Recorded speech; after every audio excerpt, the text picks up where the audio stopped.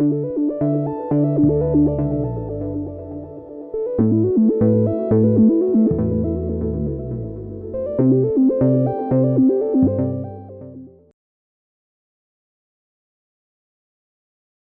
it's me again, Goldie Blumenstick.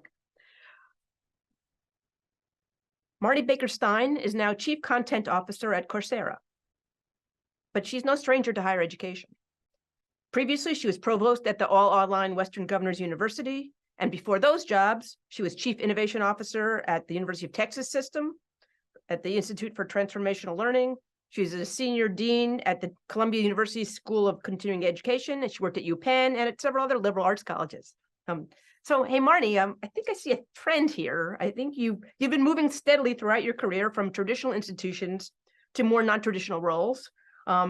So I guess I'm wondering, to kick it off, what is it about the evolutions that you've seen in post-secondary education that makes you think right now that a place like Coursera is where you want to be right now? And it's not just about you, of course. It is, what is it that makes this slice of the ecosystem seem so exciting to you? Sure. Hi. Hi. Thanks for having me. And thanks for this question. So I've spent my whole career, weirdly, even when I was at Penn and at Columbia, really working on the frontiers of online and hybrid and digital enhanced education. And I fell in love right from the start with sort of the power of digitally enhanced or online education to really impact students who needed it most, give them access to education that they wouldn't otherwise have. And it became sort of the center of my mission. So I was at Penn. That led to an opportunity at Columbia to really start working in the early days of online courses and hybrid degrees. That work took me to Texas, where I got to sort of extend that mission across multiple campuses across the state, where there are many access issues and where the UT system is very dedicated to solving for those issues, to WGU, where I got the chance to take all this learning experience and operate at scale. And that was an incredible journey. And then COVID hit, and I started to realize, wow, this learning, this journey and this mission that I've been on really needs to extend way beyond WGU, which does it so well. It is an icon of learner-centeredness at scale, but it really needs to move beyond that. I was really looking for an opportunity to work with institutions more broadly who were on similar journeys and similar missions to serve students who really needed access. And so when the Coursera opportunity came up, Coursera, of course, is a global platform. It's founded around an access mission. It is a driver, sort of point of the spear on technical innovation to support access. And it just was a natural move for me. So why is it important, like sort of as taking that sort of a step back, like if someone in higher ed right now, why does all that matter? Why does all that matter? Yeah. Well, great question. As we heard from many of the presidents who just spoke, the demographic of learners in the U.S. has changed dramatically.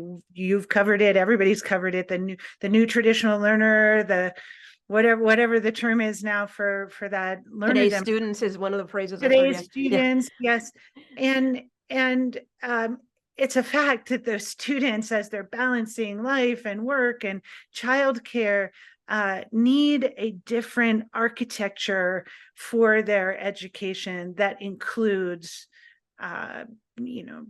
hybrid models, totally online models, self-paced models of education that allow them to build their profile, build their competitiveness in the workforce, through an educational experience that doesn't require them to drive to campus every day, to find a parking spot, to build the campus schedule into their work schedule.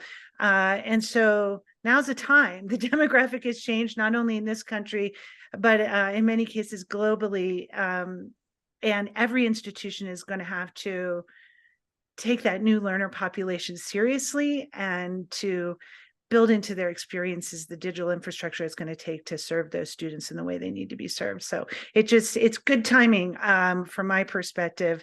And Coursera is a great partner to universities who are on that journey.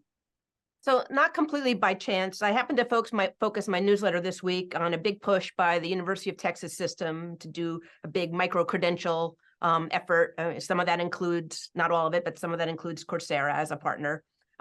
2 weeks ago, I wrote about how the community colleges in Maine were also pushing very heavily and relying on third parties to help them meet a lot of their responsibilities to meet workforce needs in their state. Both of these cases, it struck me that the higher ed institutions were becoming a little less islandy, little less isolated, and a lot more, I guess the word is porous. It kind of comparable to some of the stuff that Ginny Rometty was just talking about a few minutes ago. You've seen this from both sides now. If we are indeed entering this kind of new era for colleges, from the college's point of view, what mindset changes are necessary to kind of be a porous institution, a partner institution with some of these third parties? What does it take on the college's side? What's it take? Well, first of all, I'd like to say that this evolution that you're seeing, and I'm seeing it too from my perch, is I think one of the most important evolutions in this moment for post-secondary education. And these I am seeing the same, these sort of powerful hybrid co-op models where these degree programs, 2-year, 4-year degree programs, are starting to incorporate industry recognized and endorsed credentials, apprenticeship pathways, virtual internships, hiring solutions into the actual design of these credentials, these associate's degrees and undergraduate degrees, in really creative, powerful ways that I think are so important for learners. And so in my own experience at Coursera, over the last 6 months since I've been there, we're starting to see many of these relationships evolve. We have, as you wrote about in your piece, the University of Texas system is launching one of the largest, I think the largest system-wide program in offering micro-credentials through Career Academy at Coursera to, I think, 492,000 students, faculty, alumni. And really encouraging those learners, whether they're their actual students or their faculty or their alumni, to engage in industry and recognize credentials to improve their competitive profile in the economies and the workforces that Texas really needs to fill employment gaps. And so that's happening. We see it at the University of Texas. We see it globally. The University of London has similar programs for folks in the UK. And what I'm seeing as necessary for that to happen is an openness and a deep understanding of what is core to that university in terms of what that university teaches and has expertise in, and what is context. What is perhaps best taught by the employers who are struggling to fill those jobs and fill those workforce gaps. And those two things coming together, and the university is opening up to be able to encourage the integration of those courses or certificates or apprenticeship programs into their pathways is the most important thing, is the openness to it. So whether that is the openness to create pathways from these courses into admissions, or the openness to accept credit from these courses and certificates in apprenticeships into programs, or the openness to actually figure out where these experiences belong in the flow of curriculum and work with deans and department chairs and faculty to do that, and do that in a way that's really powerful for learners. That's what it takes. It is what's called a curricular openness to building these into the experience that we're seeing. And we're seeing this openness sort of blossom across all types of institutions, from, community colleges to 4-year schools and beyond. I expect there's a little give in that process, especially from the the university college side. There's a lot of give and take in that. And I mean, some places are going to have to give up a little bit. I mean, from your experience, you've been on the university side and you probably negotiate with some of these universities now. I mean, what's challenging for them about, like, what do they have to give up along the way, and what's hard for them to give up? I think the first thing that's, hard to give up is this false dichotomy between training and education. It's like there's almost an instinct, and I've had it. I'm guilty of this in my own career pathway, to like, that's training, this is education, right? And so like really putting down that false dichotomy and recognizing it's all education and it's all important. I think for our learners, I think that's like the first thing I would say. The second thing I would say is that there's a real tendency on the part of deans and department chairs and faculty to support their curricular pathways and the credits that they have. And it's difficult in many cases to sort of negotiate in the complexity of that, of how we run curricula in higher education, to figure out, well, if we're going to integrate these certificates, where would they belong? If we're going to accept credit from prior learning from these certificates, where would that fit in? And we don't have great pre-existing processes at universities to figure that kind of curricular integration in. And then finally, I would say the third big challenge we're seeing is these are two different currencies, right? Learners are taking these apprenticeships or internships or industry recognized credentials, and they are set in the currency of skills and competencies and mastery levels.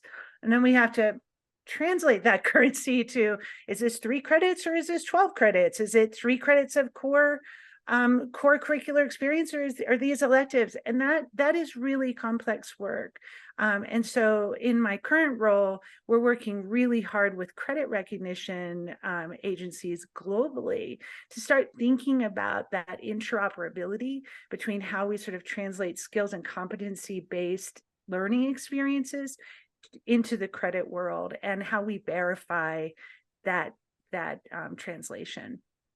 Right. Yeah. It's as you said, I mean, 2 different currencies, and there's not really necessarily a currency exchange like at the airport that's going to help us figure out one versus the other, right? Maybe we need the euro, some common courtesy among currencies. Actually, I think we do. As I'm thinking broadly about this ecosystem, we said this ecosystem is changing, it's evolving, it's probably really different than it was.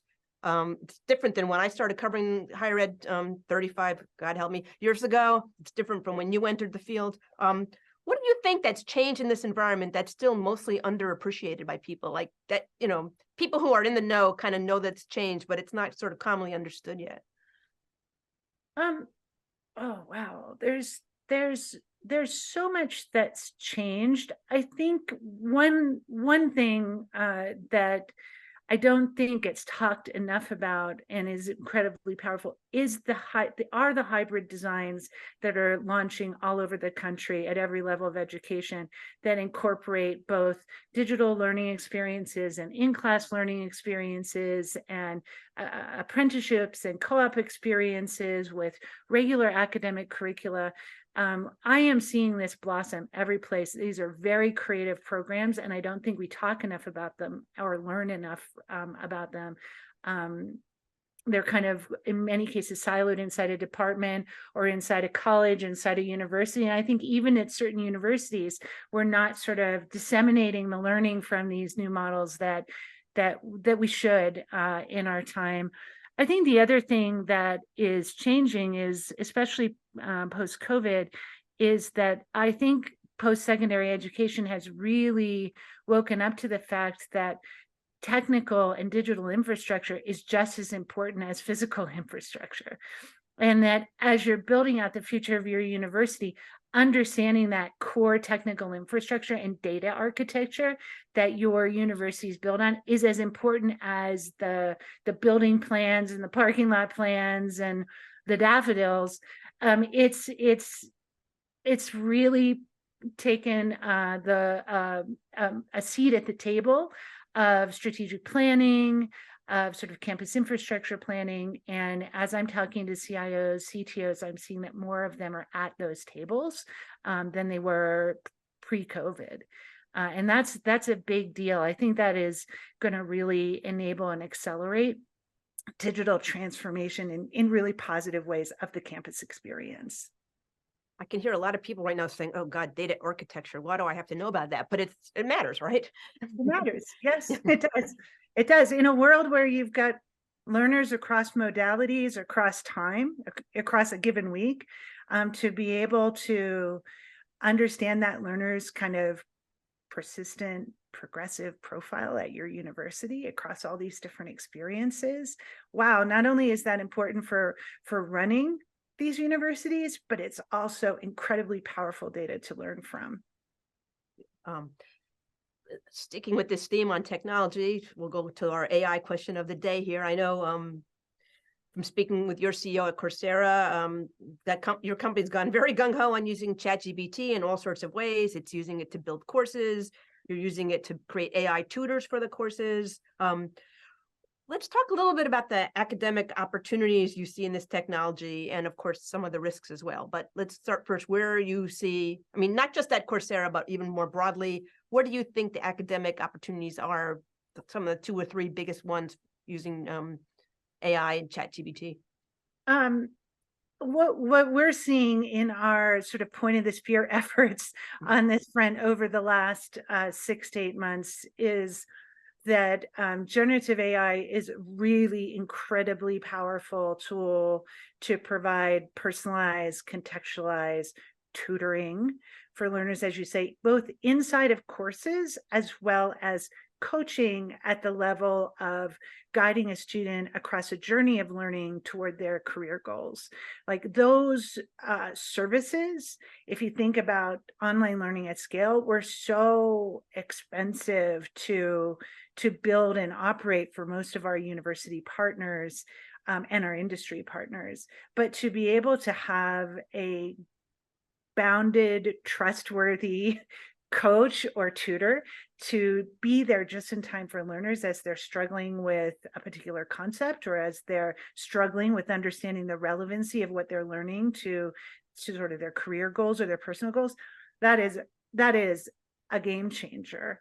The pedagogical opportunity for that same kind of conversation with a tutor and a coach is also game changing. The advanced pedagogy that can come out of having a conversation, and how do we prompt those conversations, and how do we make sure that those conversations are powerful and drive the velocity of learners' curiosity inside of that course. Like that's a whole new line of pedagogy that we've understood in the past, because of course we do that in the classroom, but we haven't studied at this scale with this amount of data. And so I'm super excited about that as well. What about some of the concerns? Obviously academic integrity, cheating questions. I mean, there's also a whole other big question about copyright infringement, just the potential. You guys have courses that you take from universities. How do people have sort of understand that their copyrights are being protected, and that students aren't just using these tools to, to way through, especially in an online environment, Absolutely. I'll take those in reverse order. So in terms of the way that we're working with partners, right from the very start, as we started working with these tools, we brought our partners close in to get their advisement as well as their ideas on how we're going to take this forward. And we established some guiding principles for AI applications where we were very clear that partners will always own and control their brand and their content and their data, and their economic and sort of brand attribution that will never change at Coursera, that we will always be transparent in how we are using these AI models. The core of everything we do is build in the trustworthiness of our system and our own transparency and accountability. So we went through a set of guiding principles, which we developed with our partners. And that's sort of the foundation of how we're going forward with everything. This is this work that we're doing includes massive outreach and communication and change management and advisement from our entire partner ecosystem. What does that, I mean, I think people would be interested to know a little bit about, like, what does that mean, talking with your partners? Because I think at a lot of universities, there's a lot of questions about how to even begin to embrace this AI questions and how to even sort of form these conversations. Can you talk a little bit about that process? You have like was it that academic council, or was it some other organization that you emboldened to sort of help you with that?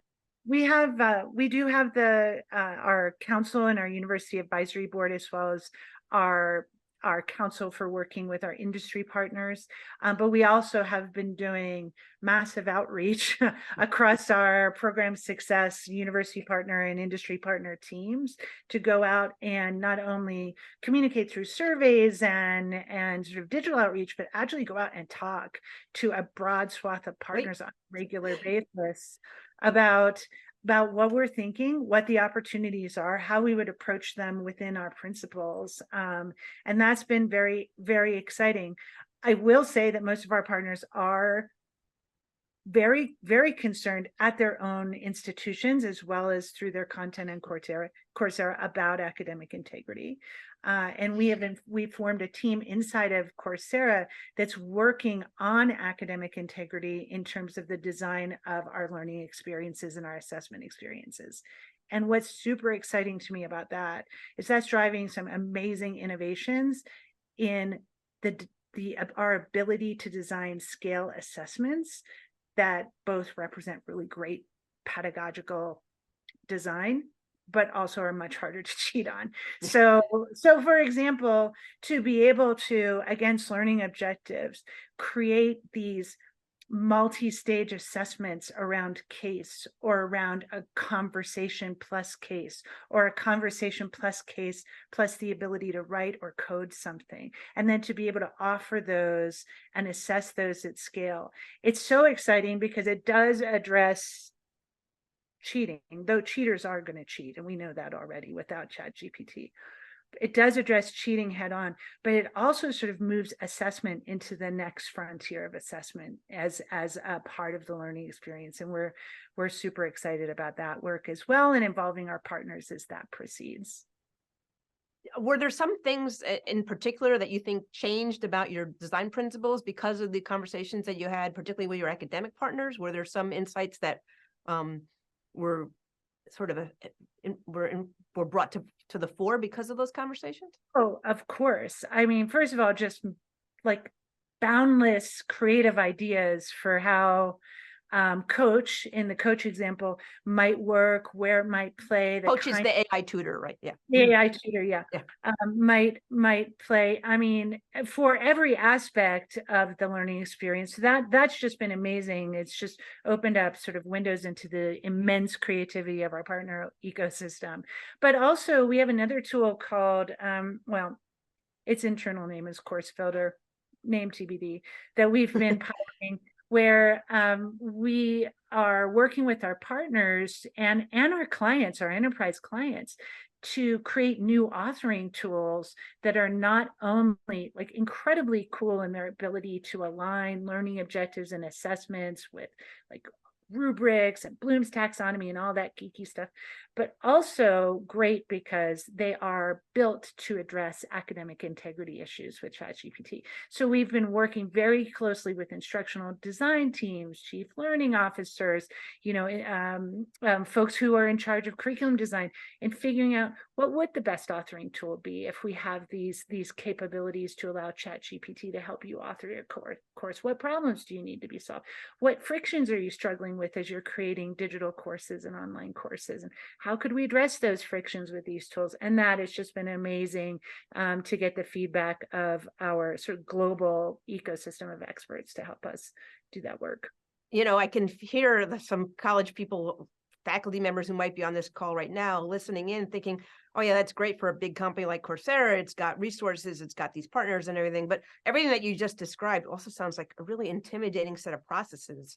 And I can imagine a lot of people might just want to say, oh, just make it all go away, make it all go away. I don't want to have to deal with it. So any thoughts about how, faculty members, deans, people at places that don't have a lot of, depth of resources might just want to think about some of these technologies a little bit? How do they get their arms around them? Yes, I do have thoughts, because let's hear them. much of our work on sort of designing coach and designing the course authoring tools, the tutor and the course authoring tools, started with us, including me, sitting down and getting to know ChatGPT and experimenting with what it can do right off the shelf to assist in everyday tasks of curriculum research and instructional design. assessment development, and it is a very powerful tool right off the shelf. And if you have access to it, which we all do and we all can, I would suggest just getting in there and experimenting with some of the everyday tasks that you're doing, regardless of what your role is at a university, to see what it's capable of. And that's available to everybody. That's the great thing. This doesn't, because it is a conversational, because it's conversational AI, it's so easy for all of us to use. It's so easy for all of us to experiment with. And it really can both create efficiencies in our everyday work, but also, I think, make room for creativity and space for thinking about some of these things that we do that we may not have otherwise gotten to. So that's my suggestion. You don't need to be a big company right now to take advantage of generative AI and ChatGPT in your everyday work. I have to say, one of my first forays into it was at the urging of your CEO, because I met him at a conference and he was telling me I needed to go play with it a little bit, and I did, and it's a little bit mind blowing. But I was glad that he kind of pushed me to it. It is mind blowing, and it is something that I use 5 or 6 times a day to do everything from email responses to, actually yesterday I used it to design a panel session and write my questions. Of course, I'm the human in the loop still. I hope that will remain so, but it really saves a lot of time in a time constrained world. I will certify that these panel questions were not created with ChatGPT. Nonetheless, Marni, what are some of the other new providers and new technologies out there on the scene right now that colleges need to be aware of? I'm thinking, like, maybe, I don't know how important this might seem, but I know there's a big push about learner employment records, digital versions of those learner employment records, some of these skill map, like what else is what's on your radar right now, or what should be on other people's radar? Yeah, I think really quickly on learning and employment records, it's really critical that we all start working together on defining a common currency for skills and how that currency for skills translates into academic credit. That work is being done institution by institution, and that's probably not the best, most efficient way for our U.S. higher education to approach it if we want to get to a future where we've got great interoperability between learning that happens on the job and learning that happens inside the walls of an educational institution. So that's one. The other thing that I am super, super excited about is generative AI and LLMs have really driven machine translation of content to the next level. So being able to provide access at the scale of your university or the scale of the world to instructional content in many different languages, to allow that learner to toggle back and forth between English and their native language and really get a deep understanding of that content and develop biliteracy, like, that is exciting. And there has been a sea change in the quality of machine translation of languages that is just extraordinary. It's much cheaper. And from my perspective, that is another application of generative AI and AI more specifically that's just going to change the world. And it's just getting more sophisticated every week that passes by. And just to sort of wrap this up a little bit, we started this conversation talking a little bit about how colleges and institutions are becoming a little bit more porous, working more with these outside parties. Assuming that, that they have good products, that they're finding the right products or the right tools or the right services from some of these ed tech partners or some of these other kinds of, apprenticeship partners and things like that. What do colleges need to be thinking about? Like, what should they be looking for when they create these relationships? Again, you've seen this kind of from both sides of it. Like, what are some of the guiding principles, assuming that, the stuff is good, we'll grant that, but then what? Because that's stuff is good isn't always enough. Yeah, I think that my guiding principle would be, we've all read about core versus context. Really think about whether what you're trying to sort of subcontract or partner with a third party, is that core to the future of your university, or is it really something that supports the core? That's first. Second, whatever it is that you're trying to do, whether it's supporting online programs or some student service at scale, really understanding what your business requirements are when you go into that relationship. Like, what do you want to get out of it? What are your requirements? What are your integration requirements? All that has to be clear. And then once that's clear, really finding that trusted partner that meets that criteria and can grow with you. A lot of universities go out they have their RFI, RFP processes. They may not have defined their requirements as they should have. And it's going to be hard to make a good decision in that case. And I guess the last thing I would say on this front as well is, for my own personal experience, in the School of Hard Knocks of technology innovation, really understanding when you make that decision, if you decide to take it in-house, how much it's going to cost, not only for you to start it up, but to own it over time, and continuously improve and develop it in ways that you're going to need to in this fast changing world. So when you're making that build, borrow, buy kind of decision for the university, making sure that you're going in eyes wide open if you do decide to take it in-house, of what it's going to take to actually run and maintain that in the long run. Great. I can't leave without asking you, is that a cello behind you? Oh no, it's a stand-up bass. Stand-up bass. Mhm. Yours? It's actually, I'm sitting in our music room. This is my husband's. We have Okay. a band, and this is his. He plays the stand-up bass. So Okay. I feel like there's got to be some analogy we can draw in there about making the music sing and having the band work together or something like that. Yeah. right, Yeah. keeping the beat. Well, great. Thank you so much, Marni, for joining us today. Some really thoughtful comments and giving me a lot to think about. And hope to see you at a future Cronfest or at some other event soon. Absolutely. Thanks, Goldie. Take care. Ian, I'm going to toss it back to you.